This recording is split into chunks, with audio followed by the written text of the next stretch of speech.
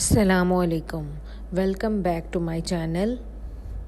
Dear viewers, आज हम बात करेंगे रिकरेंट यूटीआई यानी रिकरेंट यूरिनरी ट्रैक्ट इन्फेक्शन यानी मसाने और पेशाब की नाली में होने वाले बार बार इन्फेक्शन के बारे में।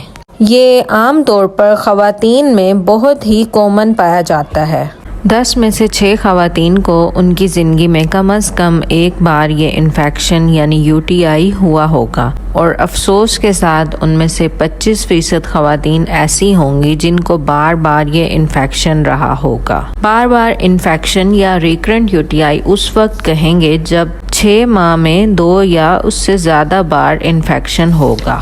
यूटीआई आम तौर पर उस वक्त होता है जब वो बैक्टीरिया जो आम तौर पे आपके निज़ाम में पाए जाते हैं, मसलन ई कोलाई, जब वो आपके पेशाब की नाली में दाखिल हो जाते हैं तो इन्फेक्शन का बाइस बन जाते हैं और मसाने को मुतासिर करते हैं।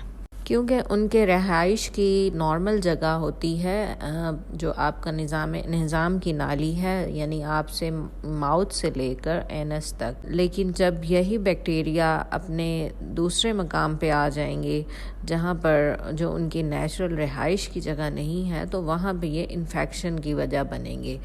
इसको हम नेचुरल माइक्रोबायोम का नाम देते हैं और इसके बारे में हम पहले भी एक वीडियो में ज़िक्र कर चुके हैं। इब्तदाई इलाज के बावजूद कुछ बैक्टीरिया आपके पेशाब या नाली में मौजूद रह जाते हैं और वही बैक्टीरिया अक्सर एंटीबायोटिक्स लेने से गैर फ़ाल या डेड हो जाते हैं, मगर कुछ अरसे बाद जैसे ही आपकी इम्यूनिटी वीक होगी तो वो दोबारा से इन्फेक्शन का बाइस बन जाते हैं।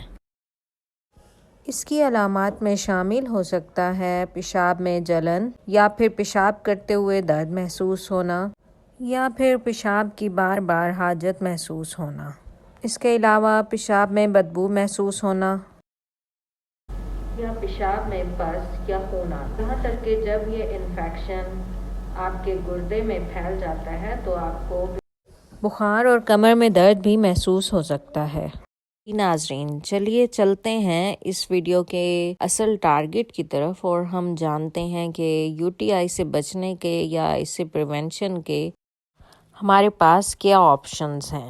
इस वीडियो में हम आपको बताएंगे कि आप किस तरह अपने घर में और अपनी लाइफ में डेली चेंजेस करके यूटीआई से प्रिवेंशन हासिल कर सकते हैं। चलिए जानते हैं। सबसे अहम और जो पहला हल है वो है आपने अपनी बॉडी की हाइड्रेशन मेंटेन रखनी है, यानी आपने ज़्यादा से ज़्यादा पानी पीना है ताकि बैक्टीरिया जो हैं वो आपके यूरिन के साथ फ़्लो कर जाएं, आपकी बॉडी से बाहर चले जाएं। सेकंड जो ऑप्शन है क्रैनबेरी जूस, जो कि क्रैनबेरी साशे या टैबलेट्स फॉर्म में आता है, डिफरेंट फॉर्म्स में, वो आपने यूज़ करना है। उसको इस्तेमाल का तरीका बहुत आसान है। या तो आप साशे पानी में डालकर पी सकते हैं दिन में 1 से 2 बार। ये भी दरअसल आपकी जो पेशाब की नाली है या मसाने में बनने वाले बैक्टीरियाज को जो कि इन्फेक्शन कॉज करते हैं उसको ख़त्म करने का बाइस बनता है।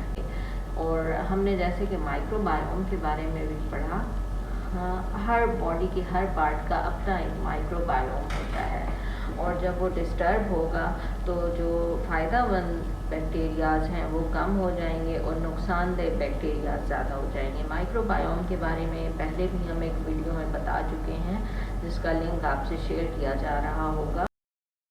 तो अपने इस माइक्रोबायोम को मेंटेन रखने का एक तरीका ये भी है कि हम प्रीबायोटिक्स इस्तेमाल करें। प्रीबायोटिक्स ऐसे बैक्टीरियाज होते हैं जो पहले से प्री फॉर्म्ड होते हैं। जब हम उनको यूज़ करते हैं तो हमारी बॉडी में वो हमारी जो नेचुरल नॉर्मल माइक्रोबायोम है उसको इंक्रीज़ करने का बाइस बनते हैं। और जब normal bacteria, healthy bacteria body में ज़्यादा होंगे तो अनहेल्दी और डेंजरस बैक्टीरिया को फाइट करेंगे और इन्फेक्शन को रोकने का बाइस बनेंगे। मेनोपॉज़ल ख़वातीन में यूटीआई के चांसेस ज़्यादा हो जाते हैं। एस्ट्रोजन हार्मोन जो कि नॉर्मली लेडीज़ में प्रोड्यूस होता है, नॉर्मल हेल्दी वुमेन्स में मेनोपॉज़ के बाद या 45+ एज के बाद ये हार्मोन कम हो जाता है। दरअसल ये हार्मोन जब होता है तो बैक्टीरिया को आपकी जो यूरिनरी ट्रैक्ट है उस पे अटैच होने से ये हार्मोन कम होगा तो बैक्टीरिया इजीली अटैच हो जाएंगे और इन्फेक्शन का बाइस बनेंगे। एस्ट्रोजन हार्मोन लेने से आपका ये मसला हल हो सकता है। एस्ट्रोजन हार्मोन की भी टैबलेट्स अवेलेबल होती हैं और आप अपने डॉक्टर के मशवरे से मेनोपॉज के बाद आप एस्ट्रोजन सप्लीमेंट्स इस्तेमाल कर सकते हैं जो कि आपको रिकरेंट यूटीआई से बचाएंगे। डी मैनोज फ्रूट्स में पाई जाने वाली कुदरती शक्कर या शुगर है। डी मैनोज भी आपके रिकरेंट यूटीआई को चांसेस को कम करता है।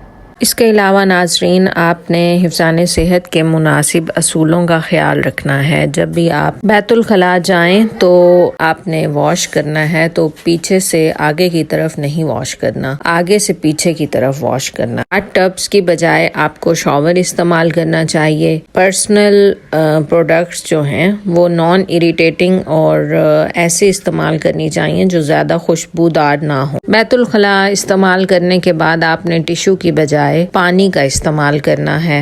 And last and not the least कि आपको जब भी यूरिन फील होता है कि आपको यूरिन पास करना है तो आपको यूरिन पास कर देना चाहिए, उसको होल्ड नहीं रखना। जब होल्ड रखेंगे तो बैक्टीरिया के ग्रोथ के चांसेस बढ़ते जाएंगे। तो ये थी वो हिदायत जिनसे अमल करके जिन पे आप अपने आप को यूटीआई और रिकरेंट यूटीआई खास तौर पे उससे बचा सकते हैं।